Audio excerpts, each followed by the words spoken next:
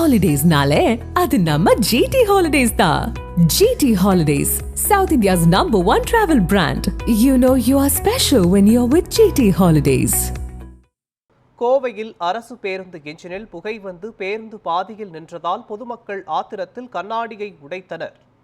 இது குறித்த கூடுதல் விவரங்களை செய்தியாளர் மாரியப்பன் வழங்க கேட்கலாம். மாரியப்பன், கோவையில் அரசு பேருந்தின் என்ஜினில் புகை வந்ததால் பயணிகள் பதற்றமடைந்து பேருந்திலிருந்து இறங்கி பேருந்தின் கண்ணாடியை உடைத்திருக்கிறார்கள். இது தொடர்பான விவரங்களை சொல்லுங்க. மோகன், கோவை மாவட்டம் பொள்ளாச்சியிலிருந்து இன்று காலை கோவை நோக்கி பயணிகளை ஏற்றுக்கொண்டு ஒரு அரசு பேருந்து வந்திருக்கிறது.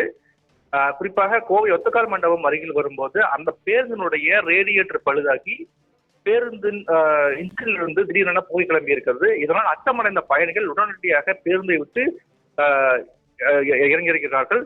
மேலும் தீவிரம் புகை வருவதை உணர்ந்த பேருந்து ஓட்டுநர் பேருந்தை ஒத்தக்கால் மண்டபம் பகுதியில் சாலை ஓரத்தில் நிறுத்தி இன்ஜினின் மூடியை திறந்து கீழே இறங்கினார். அதே போன்று பேருந்தை நிறுத்தியவுடன் பேருந்திலிருந்து பயணிகளும் அவசரமாக பேருந்திலிருந்து இறங்கி கீழே அச்சத்தில் உறைந்திருக்கிறார்கள். இந்த நிலையில் பேருந்தில் பயணிகள் சிலர் குறித்த நேரத்துக்கு தங்கள் வேலைக்கு செல்ல முடியாமல் தவிர்த்த காரணத்தினால் ஆத்திரத்தில் இருந்த அந்த பேருந்து பயணிகள் பேருந்தினுடைய இருக்கை ஓர கண்ணாடிகளை உடைத்திருக்கிறார்கள். அதாவது குறித்த நேரத்துக்கு, அதாவது சாலையோரம் பேருந்து அவசரமாக காலையிலிருந்து செல்லக்கூடிய பயணிகள் குறித்த நேரத்துக்கு செல்ல முடியாத காரணத்தால் திடீரென அந்த பேருந்து பழுதாகி நின்ற காரணமாக குறித்த நேரத்தில் செல்ல முடியவில்லை. இதன் காரணமாக ஆத்திரத்தில் இருந்த பயணிகள் அந்த பேருந்துடைய கண்ணாடியை உடைத்திருக்கார்கள். அந்த காட்சிகளை பார்க்கலாம்.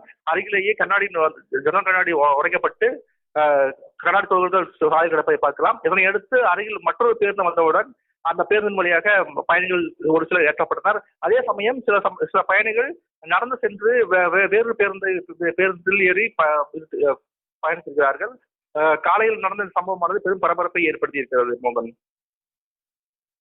விவரங்களுக்கு நன்றி மாரியப்பன்.